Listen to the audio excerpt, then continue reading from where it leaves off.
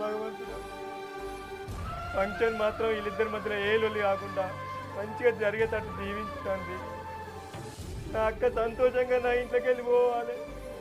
మా బావ మా అక్క అందరు మంచిగా కలిసి ఉండాలి.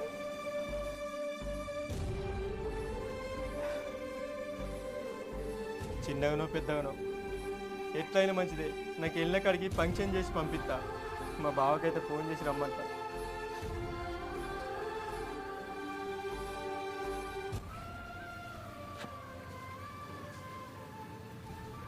హలో బావ, నమస్తే బావ. నమస్తే రా బామ్మర్ది. నమస్తే. ఏంటిరా చెప్పురా ఇట్లా ఫోన్ చేసినావు? ఏం లేదు, నీకు ఒక ముచ్చట చెప్పాలి.